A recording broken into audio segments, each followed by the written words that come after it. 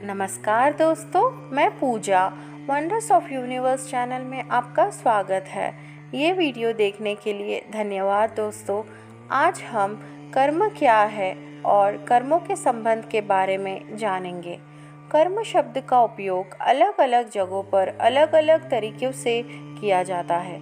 अगर आप ये वीडियो देख रहे हैं तो ये संभव है कि आप उन हज़ारों लोगों में से एक होंगे जो इस शब्द कर्म का मर्म जानने के प्रयत्न में हैं। इस वीडियो को देखकर आप ये जान सकते हैं कि हमारे जीवन में किस तरह से हमारे इरादे, हमारी इच्छाएं और हमारी भावनाएं हमारे आचरण को और हमारी क्रियाओं को प्रभावित करते हैं और कैसे इन सब का संबंध कर्म से है। संस्कृत भाषा में कर्म का अर्थ है कार्य या क्रिया। वे सारी क्रियाएं जो न सिर्फ हम शरीर द्वारा करते हैं लेकिन अपने मन और वाणी द्वारा भी करते हैं, उसे कर्म कहते हैं। कर्म को भूतकाल का एक प्रतिस्पंदन और भविष्यकाल का कारण भी कहा जाता है। रोज़मर्रा की सामान्य क्रियाएं जैसे काम पर जाना, अच्छे काम करना, दया भाव आदि सामान्य तौर पर इन सबको ही कर्म भी कहा जाता है। हमारी आज की सभी क्रियाएं पिछले जन्मों के कर्मों का फलस्वरूप है। इसलिए हमारे जीवन में अभी आपको जो कुछ भी दिखाई देता है वह सब हमारे पहले के अभिप्राय का फल है। हमारे कर्मों के कारण ही हम लगातार जन्मों जन्म में चक्कर में आते हैं। हमारे सभी सुख और दुख के अनुभव हमारे पूर्व जन्मों में चार्ज या इकट्ठे किए गए कर्मों का परिणाम है। कभी भी एक नकारात्मक क्रिया अन्य सकारात्मक क्रिया द्वारा मिटाई नहीं जा सकती। हमें इन दोनों के अलग अलग परिणाम भुगतने पड़ते हैं। आत्मानुभाव प्राप्त करने के बाद भी आप अभी की तरह ही अपना सारा व्यवहार करते हुए आनंद से रह सकते हैं। ज्ञान प्राप्त करने के बाद किसी भी प्रकार का कर्म बंधन नहीं होता और आगे चलकर केवल ज्ञान की प्राप्ति ही होती है। सब कर्मों के समाप्त हो जाने पर अंतिम मोक्ष की प्राप्ति होती है। कर्म का फल कोई सज़ा या इनाम नहीं है, लेकिन सामान्य तौर पर वह हमारे भीतर के ही अभिप्रायों का फल है। जो कर्म बीज पिछले जन्म में बोए थे, उन कर्मों के फल इस जन्म में आते हैं। तो ये फल कौन देता होगा? भगवान? नहीं।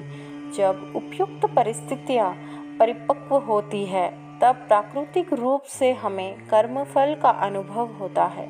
इसे साइंटिफिक सर्कमटेंशियल एविडेंस व्यवस्थित शक्ति कहते हैं। किसी भी प्रकार की क्रिया या कर्म फल को भोगते समय हमारे भाव और खुद के स्वरूप की अज्ञानता ही हमारे नए कर्म चार्ज होने का मूल कारण है। हम अपने खुद के ही कर्म की प्रतिकृति है। हर वह चीज़ जिसका हम अनुभव करते हैं हमारी ही रचना है और इसके लिए कोई भी जिम्मेदार नहीं है। हमारे अनंत जन्मों के लिए हम खुद ही पूर्ण रूप से जिम्मेदार हैं। बहुत से लोगों का मानना है कि जीवन में वे जो कुछ भी अनुभव करते हैं वह सब उनका ही किया हुआ है, इसलिए वे उसे बदलने की कोशिश करते हैं लेकिन उसमें असफल होते हैं, क्योंकि उसे बदलना उनके हाथ में नहीं है। फल को बदलने के बारे में सोचना सही है, लेकिन क्या इसके लिए स्वतंत्र रूप से सक्षम है? हाँ है, लेकिन कुछ हद तक उसका अधिकतर नियंत्रण उनके हाथ में नहीं है। सिर्फ आत्मज्ञान प्राप्ति के बाद ही ऐसा संभव है, तब तक ये संभव नहीं है। अगर एक बार आप अपने आत्म स्वभाव में आ जाओ तो नया कर्म बंधन नहीं होगा। ये तब होता है जब ज्ञानी पुरुष आपको अपने वास्तविक स्वरूप की पहचान करवा देते हैं। उसके बाद नए कर्म नहीं बनते और पुराने कर्म लगातार खाली हो जाते हैं। जब सभी कर्म पूरे हो जाते हैं तब मोक्ष की प्राप्ति होती है। भिन्न भिन्न पृष्ठभूमि के लोग, चाहे वह दिन प्रतिदिन की समस्याओं के समाधान ढूंढ रहे थे या फिर शाश्वत आनंद की खोज में थे, उन सभी को ज्ञान विधि द्वारा अपने जीवन की खोज का संतोषजनक हल प्राप्त हुआ है। इस बात का विश्वास करने के लिए इसे अनुभव करना भी ज़रूरी है। अगर किसी व्यक्ति का याददाश्त कमज़ोर है, जिसके चलते वह अपने परिवार को भूल गया है, इसका अर्थ ये तो नहीं कि वह अब अपने पूरे परिवार का हिस्सा नहीं है। इसी तरह पिछले जन्मों के कर्म हमेशा आपके अस्तित्व का हिस्सा रहते हैं। जिस तरह आप बैंक में पैसा जमा करने या निकालने के बाद या निकाल कर भूल जाते हैं, लेकिन इसका अर्थ ये तो नहीं होता कि बैंक डिटेल्स में आपके लेन देन की जानकारी नहीं रहती। जन्मों की परिभाषा भी ऐसे ही है दोस्तों। हम जन्म लेते हैं, कर्म करते हैं और अगले जन्म में उन पिछले कर्मों को भूल जाते हैं, लेकिन हमारे वही कर्म हमारी आत्मा का हिस्सा होता है। जिस तरह कंप्यूटर की चिप में जानकारी फीड होती है, वैसे ही कर्मों की किताब में भी आपके कर्म जुड़ते रहते हैं। अगर आपने नज़रअंदाज करने की आदत की वजह से उस चिप का प्रयोग नहीं कर पा रहे हैं, तो ऐसा नहीं है कि उसमें दी गई जानकारी समाप्त हो चुकी है। ऐसे ही अगर आपको अपने कर्म याद नहीं है, तो इसका अर्थ ये नहीं है कि आप अपने पूर्व जन्मों के कर्मों से मुक्त हैं। कर्मों का सिद्धांत यही कहता है कि आपको अपने अच्छे बुरे सभी कर्मों का परिणाम भुगतना ही पड़ता है, तो या तो इस जन्म में या फिर आने वाले जन्मों में। इसलिए अपने पिछले जन्मों के कर्मों के परिणाम को भुगतने के लिए व्यक्ति को हमेशा तैयार रहना चाहिए। कर्मों के चक्कर में ईश्वर का कोई लेना देना नहीं है।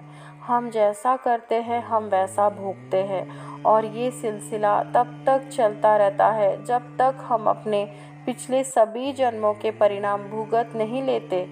कर्म का सिद्धांत अत्यंत कठोर है। जहाँ अच्छे कर्म व्यक्ति के जीवन को प्रगति की दिशा में ले जाते हैं, वही बुरे कर्म उसे पतन की ओर ले जाते हैं। धर्म ग्रंथों के अनुसार मनुष्य को किए हुए शुभ या अशुभ कर्मों का फल अवश्य भोगना ही पड़ता है। गोस्वामी तुलसीदास जी ने रामचरितमानस के माध्यम से ये बताने का प्रयास किया है कि जैसा कर्म करता है उसे वैसा ही फल भुगतना पड़ता है। इसलिए ये नितांत आवश्यक है कि हम अपने कर्मों का लेखा जोखा करें। हमारा अगला जन्म किस प्राणी के रूप में होगा, ये सब कुछ हमारे कर्मों पर निर्भर करता है। अनेक जन्मों में किए हुए कर्म हमारे अंतःकरण में संग्रहित रहते हैं। वे संचित कर्म कहलाते हैं और उनसे ही प्रारब्ध बनता है। इसलिए भगवान श्री कृष्ण ने भगवद गीता में कर्म का प्रधानता देते हुए यहाँ तक स्पष्ट किया है कि व्यक्ति की यात्रा जहाँ से छूटती है, अगला जन्म में वह वहीं से प्रारंभ होती है। जो प्राकृतिक नियमों का पालन करता है वह परमात्मा के करीब होता है। लेकिन ध्यान रहे, यदि परमात्मा भी मनुष्य के रूप में अवतरित होता है, तो वह उन सारे नियमों का पालन करता है जो एक सामान्य मनुष्य के लिए है।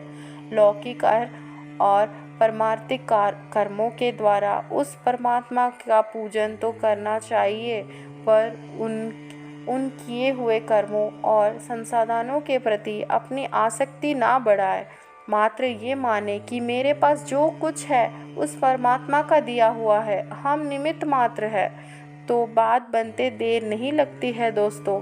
कर्म को पूजा मानते हुए व्यक्ति जब राग द्वेष को मिटा देता है, तब उसका स्वभाव की शुद्धि होती है। उसके लिए समूची वसुधा एक परिवार दिखती है। उसका हर कर्म समाज के हित के लिए होता है। साधारण तौर पर हम कह सकते हैं कि कर्म किए बगैर व्यक्ति किसी भी क्षण नहीं रह सकता। कर्म हमारे अधीन है, बट उसका फल नहीं है। महापुरुष और ज्ञानी जन हमेशा से कहते हैं कि अच्छे कर्म को करने और बुरे कर्म का परित्याग करने ही हमारी भलाई है।